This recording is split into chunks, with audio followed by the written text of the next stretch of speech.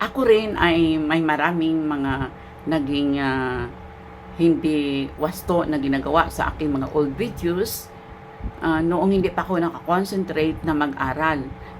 Dahil I'm still on my teaching job those years, hindi po ako nagkaroon ng panahon ng tama na panahon talagang mapag-aralan ko ang mga content policies, ganun din ang Facebook regulations rito araw-araw. Kasi pag ikaw ay nasa trabaho, lalo na you belong to your job with this kind of having an employer, ay kailangan nasa work ka from 7 to 4:15. That is for me, which is nakakaroon tayo ng detention dyan. Hindi tayo pwedeng gumawa ng sarili natin tulad na mag-vlog ka, magkaroon ka ng content creation, kay napakahigpit. Kaya marami akong ginawa rin na hindi wasto sa aking pag-vlog noon. Kaya wala akong income noon.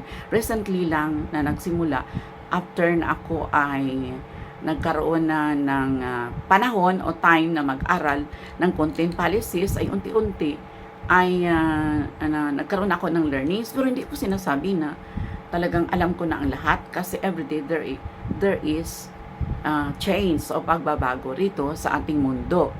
Kaya ito ay kailangan na magpatuloy lamang tayo, dahil ang Facebook mayroon talagang pera. Oo, napatunayan ko yan. Noon ay hindi ako naniwala na may pera sa Facebook. Pero kapag tayo magkaroon lamang ng learning, hard work, determination to go on, we can do it. Ako ay just a beginner sa tinatawag nito mga ICT. Hindi ako marunong yan, mga edit-edit na yan. But I'm learning. Nag-PPM ako sa mga content creators na tulungan ako kung paano ito gawin, at sila naman ay nagbigay ng tulong sa akin.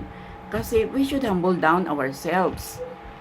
Dapat hindi tayo magsabi na perfect tayo rito. Kahit pa ikaw ay sabihin mo, i-post mo, I have 1 million views. Okay, sige, 1 million followers, sabihin mo. Pero, ano nga ba ang content?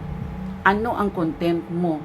Ito ba ay talagang engaging? O marami dyan na sasabi na yung sobrang dami ng followers, yun na daw ay nangulugan ng maraming earnings?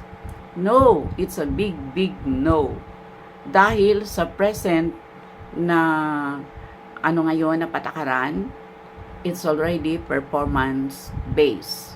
Kung sa classroom pa ito, tulad ko na naging teacher, ito ay nakadepende sa written, oral, at mga exam ng aking mga estudyante.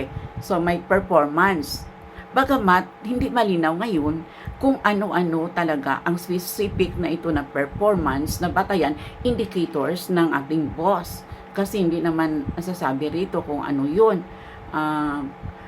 Ang malaga ay sumunod tayo sa kanyang community standards.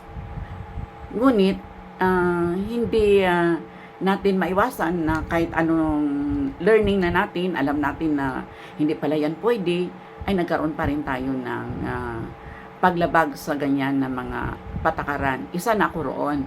No? I'm just a small content creator, but I'm trying to learn every day. And not only every day, of course, this going on, we are unstoppable. Go with the updates, with the changes in the Mita newsroom from time to time. At alanin niyo na it's ourselves, nasa atin nakadepende ang lahat, hindi sa ibang tao.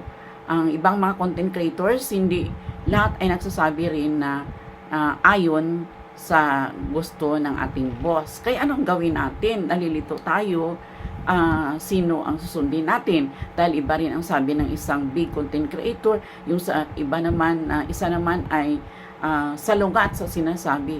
So ang gagawin, we should have our own learning, our own study. We learn the content policies and we learn it through our experiences also. Kasi nalaman na, hindi pala pwedeng ganito. Kasi magkaroon tayo ng R. At we should also ask Mita AI robots, no? Kasi nagbibigay rin siya ng kanyang mga advices, ng kanyang mga kasagutan sa mga bagay-bagay na hindi tayo sigurado bilang isang content creator.